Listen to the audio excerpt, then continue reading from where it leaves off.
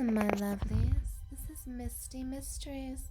Today we are going to be discussing the tragic murder of Paige Brigfled. She was a gorgeous mother of 3. She was not only beautiful on the outside, she was also beautiful on the inside. Her live-in nanny said that when she knocked on the door to apply for her nanny job, when Paige had answered it nearly took her breath away. She said, "Oh my goodness, you are so beautiful."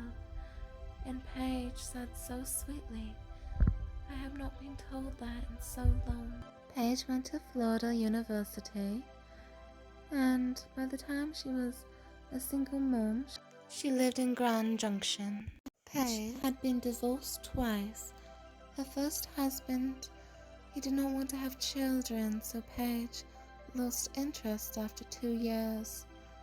Her second husband, well, at first he was marvelous, bought her many expensive gifts, diamond rings, jewelry, cars. See, he came from a wealthy family who had gotten in on the early technology of the cell phone, so he did come from money. However, his own business had had some misfortune by the end of their relationship, and ultimately he was struggling to provide and was becoming more and more aggressive with Paige and the children, to the point where the children were afraid that their own father would kill their mother. However, they ended up separating, and by 2007, Paige was working 3 odd jobs to provide for her family. On top of providing for herself and her children, she also had to pay for a $6,000 a month home. Well, she didn't have to, but she refused to give it up after her and her husband's separation. One of her jobs, she taught a little dance class for the children. She made costumes and things, helped them learn little dances, and she did this at various locations around Grand Junction area. She also delivered baked goodies from this little place. I'm not sure if she ran the whole thing herself. She must have just picked up the goodies and delivered them. And there was another job where she worked topless for massaging people, like she worked at this massage type parlor. She rented out this place where she claimed to do acupuncture.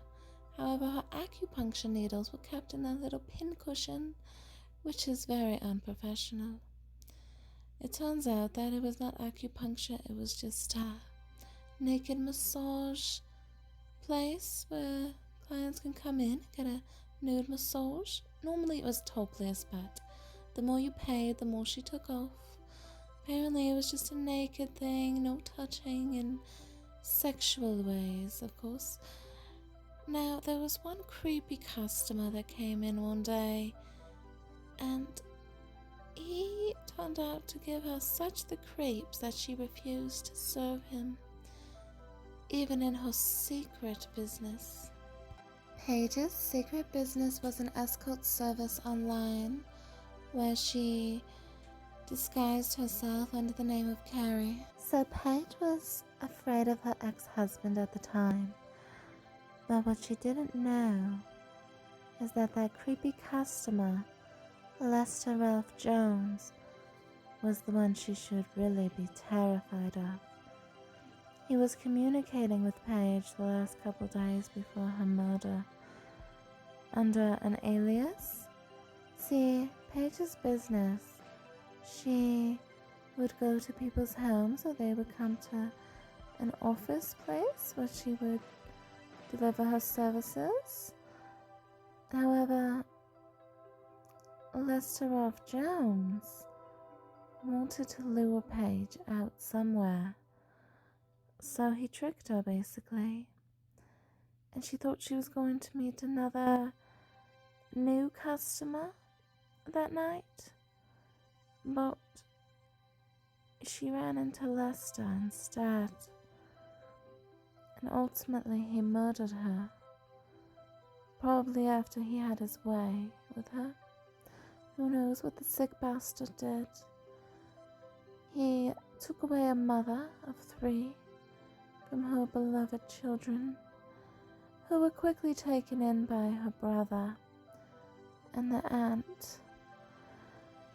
But eventually they did move in with their father. They are teenagers now. This is truly a tragic case. The tragedy that a beautiful woman was taken from the world. She was said to be a great friend, a great mum, and she did try her best, although it may not have been the path that everyone would agree with. Paige was providing for her and her family, and that is something to be proud of. Paige was only 34 years old at the time of her murder in 2007. She was born in 1973. When she was alive, she loved all around her and loved to have fun, dress up.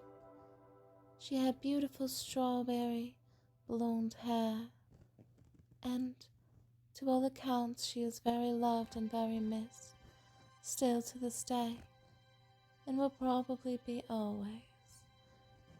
Very, very sad, and I do hope she can rest in peace.